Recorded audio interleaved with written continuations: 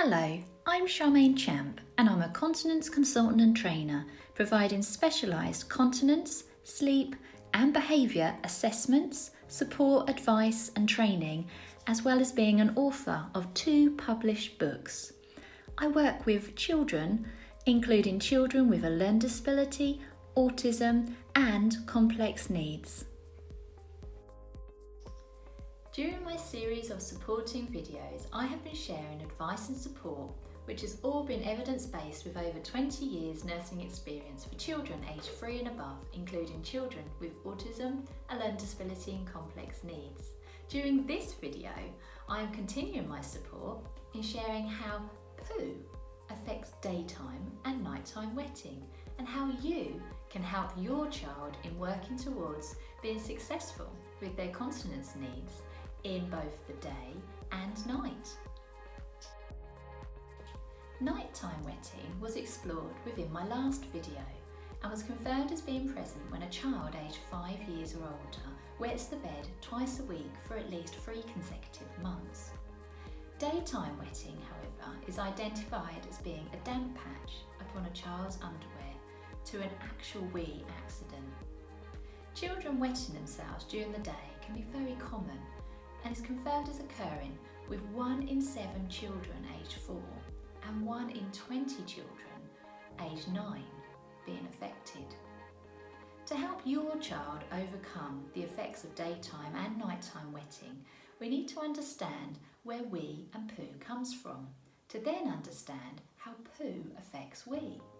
During my last video, I was able to share where wee comes from, explaining the urinary system, including the 2 kidneys, ureters and the bladder.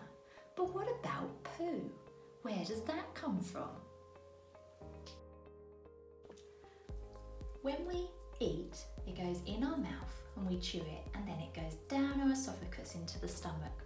Once it's in the stomach, the acids then break down the food further before it reaches the small intestine. Once it's in the small intestine, the blood filters out the food and takes out all the goodness that we need to keep us happy and healthy. Then we're left with the waste, and this waste goes through to the large bowel here. Once it's in the large bowel, it's like a soupy liquidy type poo at this point. Then peristalsis, or moving of the poo, then absorbs all the water. So this liquidy poo then starts to become a nice formed soft poo before it reaches the rectum. And once it reaches the rectum, it stretches. So the muscles stretch, and that stretching sends a message to the brain. And it's that message to the brain that says you need to go for a poo. And once you're nice and relaxed, you can then pass a poo.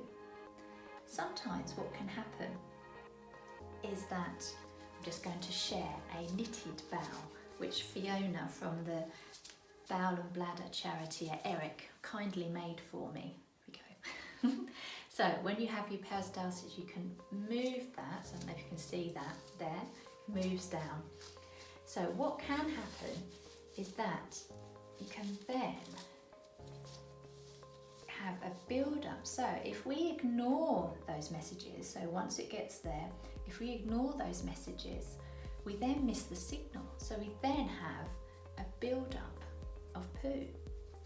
So what happens here is that there's no more stretching because the rectum is already stretched now with this build-up of poo. This build-up is called constipation. Many people believe that constipation is just when a poo is not passed.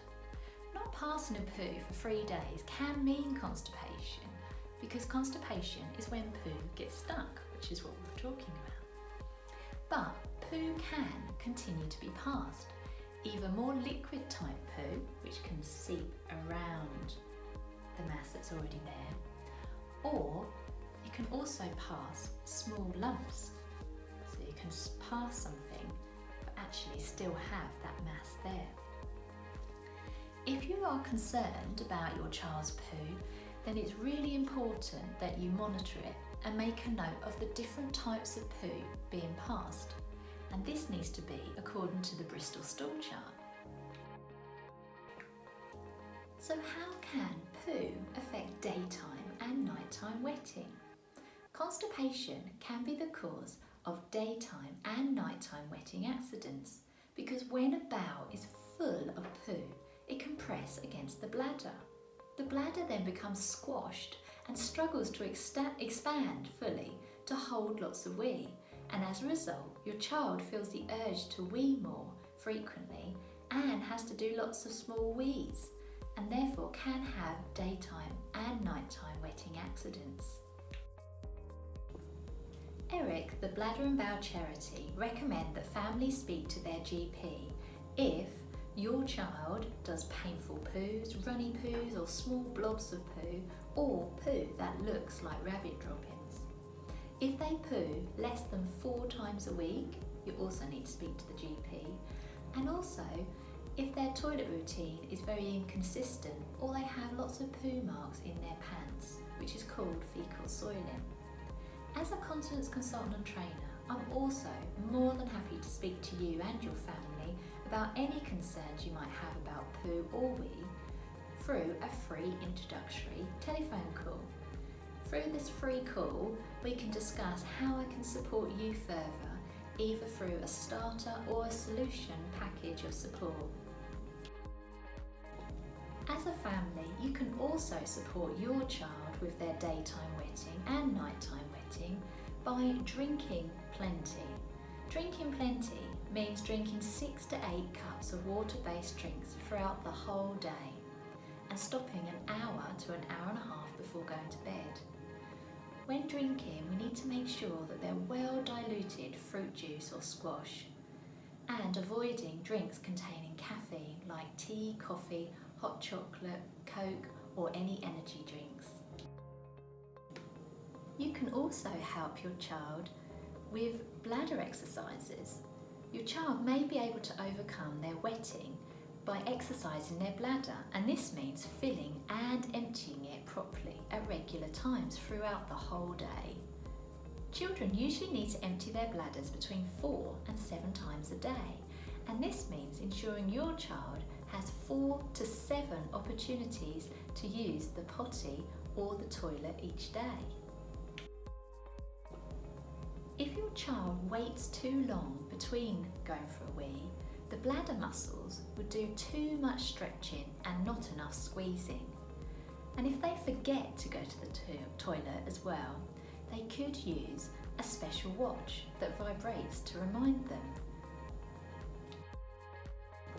Another way to help your child is helping them relax. And the best way for your child to empty their bladder properly is to make sure they are relaxed while they wee.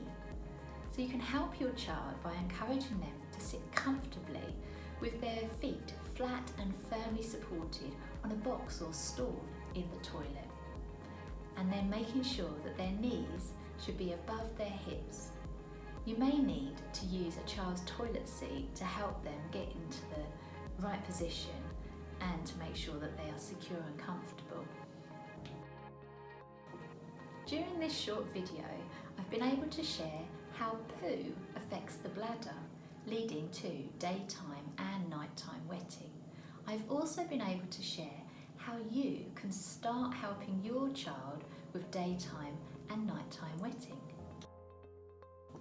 As a continence consultant and trainer, provides specialised continence, sleep and behavioural assessments, advice, support and training. I'm really looking forward to supporting you further through this series of videos and looking forward to sharing further advice within my next video. If you or your family would like any individualised support or any further advice, please feel free to contact me via my business page or email, and I'll attach the details for you.